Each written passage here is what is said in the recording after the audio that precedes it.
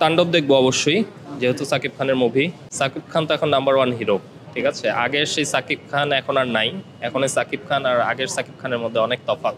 এখনকার যেসব সিনেমাগুলো হচ্ছে আসলে ভালো সিনেমা হচ্ছে, দেখার মতো সিনেমা হচ্ছে, এবং হচ্ছে যদিও আমরা বলিউডের কাছাকাছি যেতে পারি নাই, বাট আমি আশা করি খুব শীঘ্রই আমরা তার কাছাকাছি যেতে পারবো যদি এইভাবে চলতে থাকে।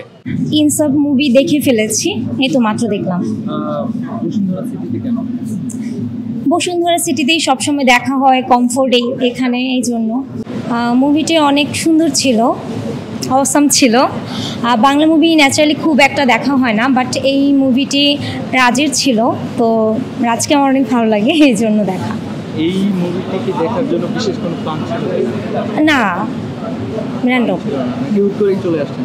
না, হুট করে না, বাট ঈদ ছুটি ছিল, এই জন্য আসা। এই সিনেমার কোন নায়ক নায়িকা ভক্ত? রাজের ফার্স্ট মুভি ভালো লেগেছিল, এই জন্য এসেছে। এখন পর্যন্ত গত ঈদ আর এই ঈদে কোন ছবি সবচেয়ে ভালো ছিল? যদি বরবাদ। বরবাদ সম্পর্কে যদি বিস্তারিত বলেন।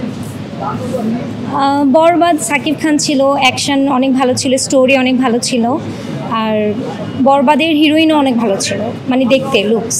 আপনি যদি বলেন তো যে বরবাদে আপনি কোনো একটা রোল প্লে করবেন, তাহলে কোন রোলটা প্লে করতেন?